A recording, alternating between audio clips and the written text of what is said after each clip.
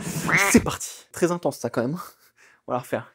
De retour à Singapour après 3 ans et on s'attend toujours à une course longue, ça c'est sûr, mais pour une fois, je l'ai trouvée un peu trop longue entre guillemets, je me suis même un petit peu endormi sur la première partie, mais force est de constater qu'on a eu plein de petits rebondissements jusqu'au bout, c'est un peu bizarre parce que elle a été à la fois bien remplie et à la fois un peu chiante.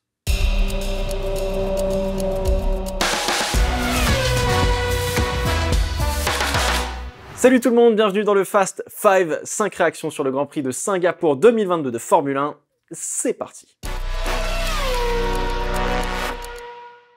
Allez, on commence tout de suite par la première réaction qui concerne le très beau hold-up des Aston Martin qui finalement font exactement comme d'habitude. Ça parle pas beaucoup, mais ça récupère les points quand les autres font des giga conneries. Alors avec la Q2 pour les deux Aston, il y a du mieux en qualif, qui reste quand même leur point faible cette année. On peut dire merci aux conditions changeantes quand même, qui permettent de tenter quelques petits coups, comme passer les softs en premier, même si du coup ça n'a pas marché.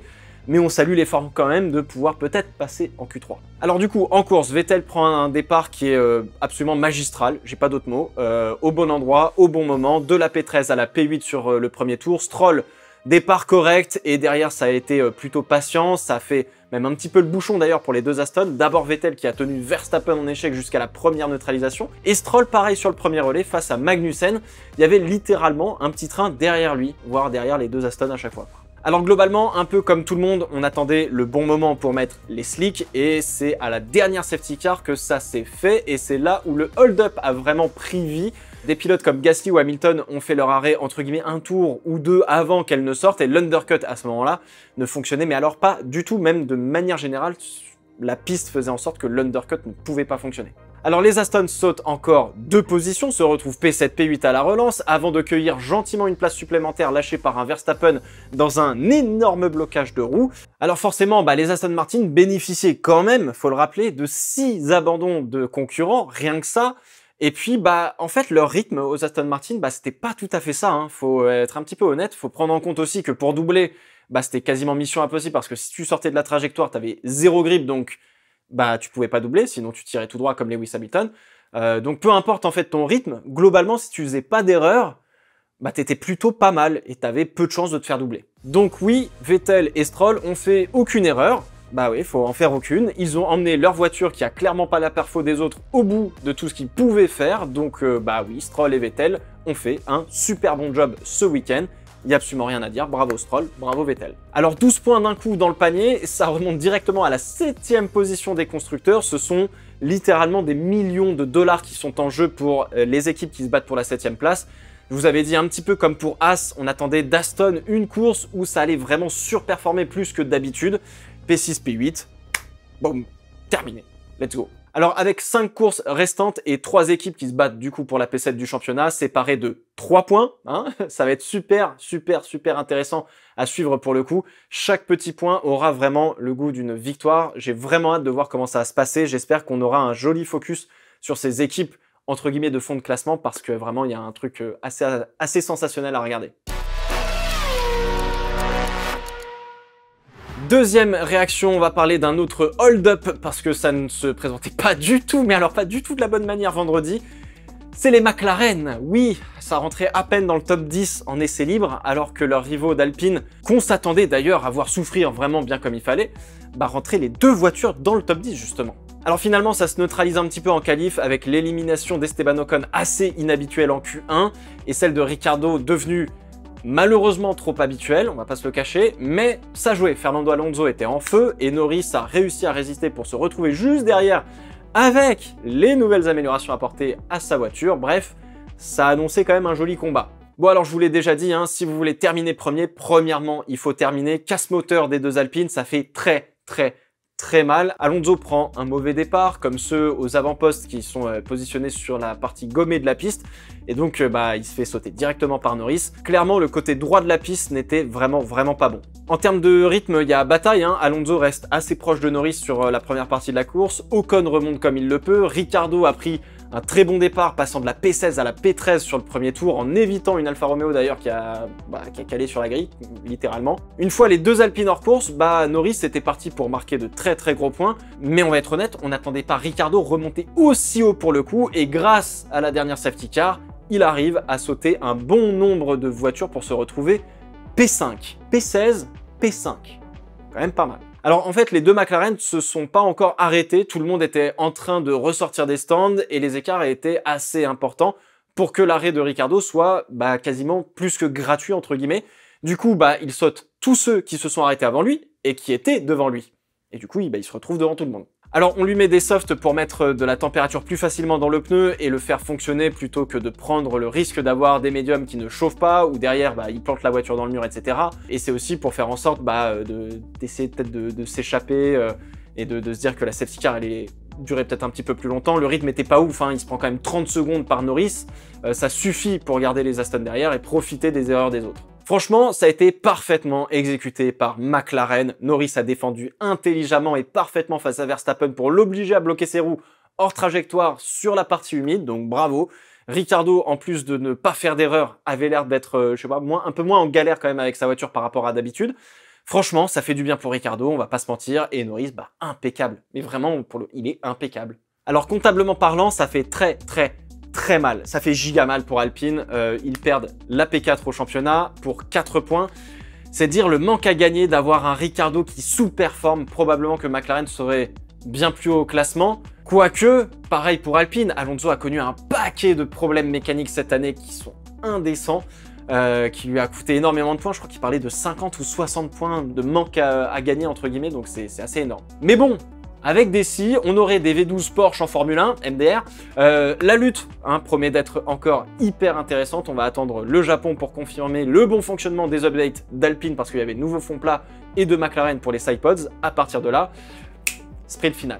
Et alors là, pareil, c'est comme pour la P7, là c'est pour la P4, on va se régaler. Troisième réaction, on va parler de ceux qui ont totalement bu la tasse ce week-end. Ils en ont chié, bordel. Je parle de Mercedes, ça a été le yo-yo pendant tout le week-end, les gars. Bon alors, la voiture promettait quand même de fonctionner pas mal, en témoignent les différentes séances d'essais libres. En plus, c'est un circuit qui avait l'air de plutôt correspondre à la Mercedes. On a vu un Russell qui a quand même pas mal galéré à trouver le bon setup de sa voiture. Il se fait éliminer à la porte de la Q3, pendant que Hamilton se retrouve quand même dans le même dixième que Leclerc et Perez.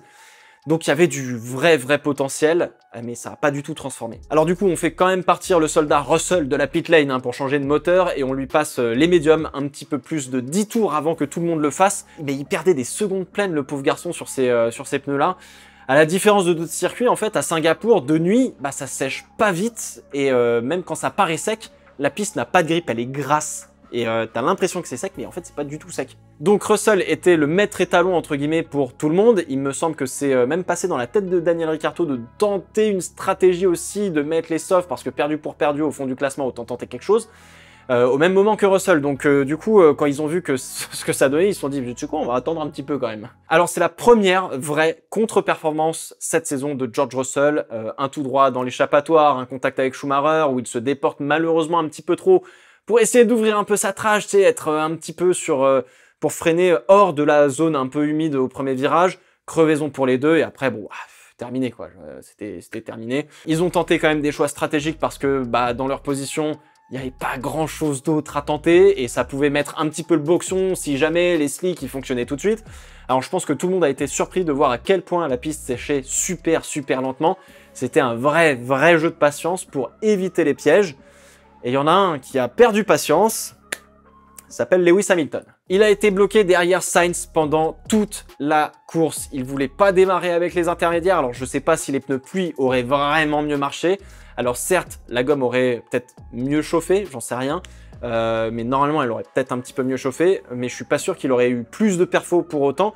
La piste elle était mouillée, mais surtout elle était très grasse, comme je vous l'ai dit.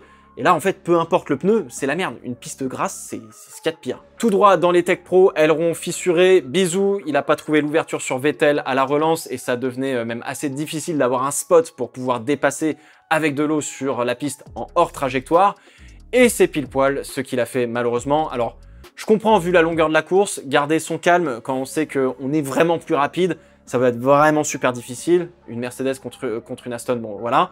Alors depuis le canapé, forcément, c'est facile hein, à dire, mais je crois sincèrement que là où Hamilton se décale pour attaquer Vettel, je pense que c'est probablement le pire endroit du circuit pour le faire. Et celui qui est probablement le plus trempé, donc bah, pour le coup, c'est une véritable erreur de la part de Lewis Hamilton.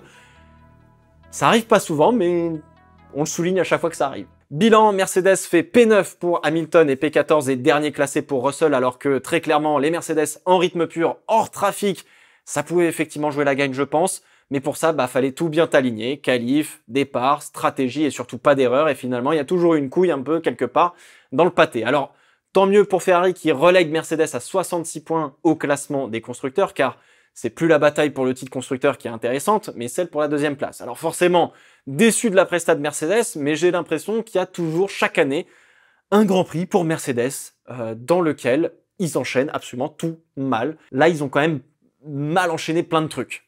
Et là, c'était Singapour, un circuit où ils auraient dû performer. Et ça, c'est relou. Quatrième réaction, on va faire le tour des autres qui ont un peu bu la tasse aussi. On va parler de Verstappen. Alors, bon, je vais pas passer 8 ans sur son cas, c'était un peu la merde, hein. C'est assez simple et assez similaire aux mésaventures, entre guillemets, de Lewis Hamilton, je trouve, d'une certaine manière. Quand tu penses que tu as touché le fond, bah non, finalement, ça continue pour Verstappen. Déjà, la qualif, il était sur un tour qui était, entre guillemets, stratosphérique avec les pneus soft pour prendre la pole position. Je pense qu'on est tous d'accord là-dessus. J'avoue que ça m'a fait un petit peu froid dans le dos d'une certaine manière en me disant, putain, c'est 2 secondes à tout le monde, c'est horrible. Pas assez d'essence dans la voiture pour terminer le tour et avoir ce qu'il faut dans le réservoir d'un point de vue réglementaire. P8 sur la grille. Ouais, la FIA a même, enfin la FOM en tout cas, a même coupé la fin de la retransmission de la radio si jamais vous voulez savoir ce qui s'est dit dans le on-board de Verstappen quand il rentre au stand. C'est assez bizarre, mais on a eu le what the fuck, mais après on a tout coupé hein, à la FOM. Voilà. Très bien. Le départ, c'est catastrophique, c'est cata. Il cale sur la grille, il doit couper le premier virage pour éviter un carton, il se fait bolousser par Magnussen qui tape son aileron contre le diffuseur d'une des Aston, et du coup, bah, il est bloqué derrière Vettel pendant tout le premier relais. La cata. Bon, à la relance de la première safety car, ça va mieux, il saute coup sur coup Vettel et Gasly et patiente tranquillement derrière Alonso et Norris. Alonso, abandon, il n'arrivera pas à passer Norris, il tentera une manœuvre hors trajectoire pour aller tout droit et devoir repasser par les stands parce que bah, les pneus, ils étaient carrés.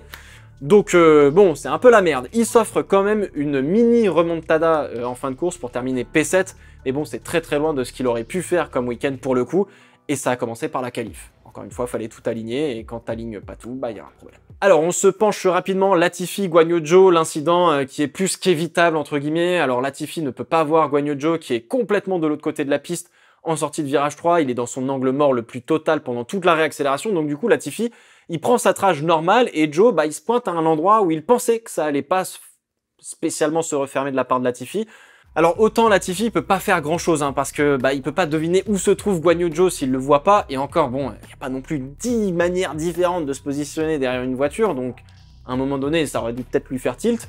Et puis bah Zhou lui, bah, il aurait pu prendre peut-être une petite marge de sécurité supplémentaire pour croiser Latifi. Je pense qu'à aucun moment Zhou il se dit tiens je vais enrouler Latifi par l'extérieur, c'est clairement pas du tout la bonne option parce que derrière tu vas aller taper le mur quoi qu'il arrive en sortie de virage puisque Latifi va écarter la trajectoire. Donc bon, ça aurait pu être évité. Tsunoda, lui, bon, bah, il a oublié de freiner pour le coup. Le choc est assez violent quand même. Albon, lui, bah, le sous-virage des enfers en étant un petit peu trop vite en entrée de virage. Boum.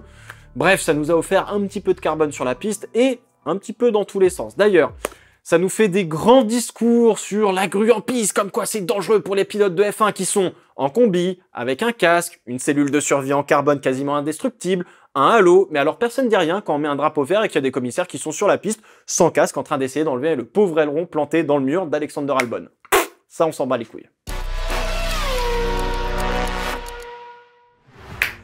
Bon allez, dernière réaction mesdames et messieurs, on va parler de la très belle victoire de Sergio Pérez et finalement de la bataille qu'on a eue avec Charles Leclerc parce que Dans les derniers instants de course, franchement, on s'est fait un petit peu plaisir. Alors, les mecs, à la fin de la course, ils étaient séchés. Enfin, techniquement, non, ils n'étaient pas séchés, ils étaient plutôt trempés, littéralement, mais bon, t'as compris. Superbe départ de Sergio Pérez, quand Leclerc a galéré sur le côté le plus gommé de la piste, hein. Moi, c'est comme ça que je peux l'expliquer, entre guillemets, hein, le mauvais départ de Charles et de ceux qui étaient directement derrière lui. Fallait avoir quand même les nerfs solides derrière ensuite pendant toute la course. Alors absolument aucune erreur de la part de Sergio Pérez, malgré le fait que Charles ait été très proche pendant la bonne première moitié de la course. Et en fin de relais, la Ferrari, elle bouffait ses pneus, donc ça donnait un petit peu d'air frais entre guillemets à Sergio Pérez. Pareil, à la relance de la dernière safety car, on a eu un Leclerc qui a tout, mais alors tout tenté jusqu'au bout. Le kiff, en vrai, moi ça me fait plaisir de voir ça. Il a tenté de provoquer l'erreur chez Pérez, qui n'est jamais véritablement venu, hein, malgré quand même pas mal de glissades et de difficultés à avoir du grip en début de relais pour Sergio Pérez à la fin de cette dernière safety car.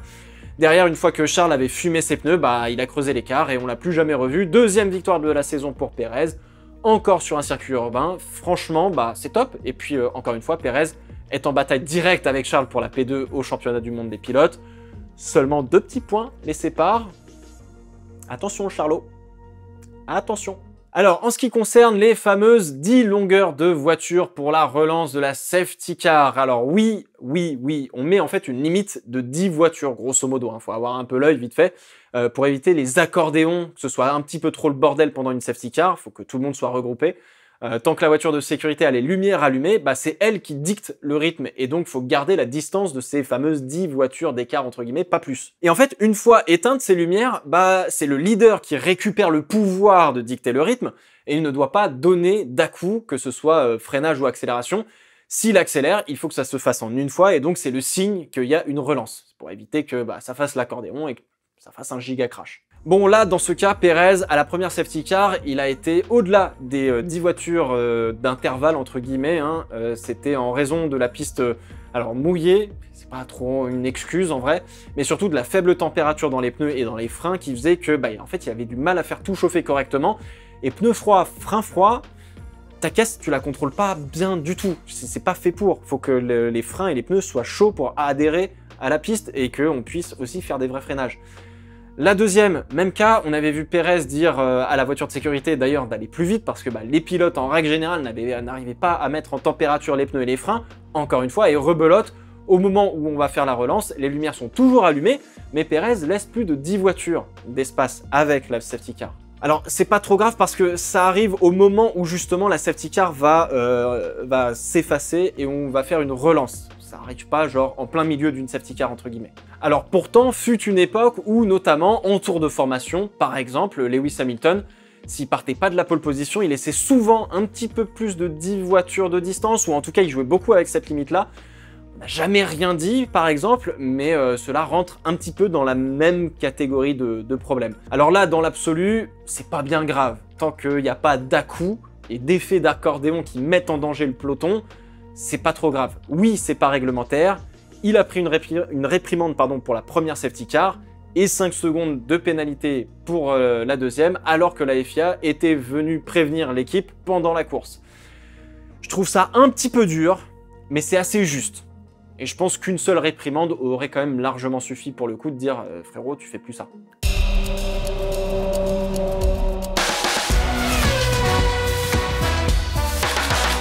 Voilà, c'est la fin de ce Fast 5, j'espère qu'il vous a plu, n'hésitez pas à me donner vos réactions dans les commentaires, on se retrouve la semaine prochaine pour le Fast 5 du Grand Prix du Japon.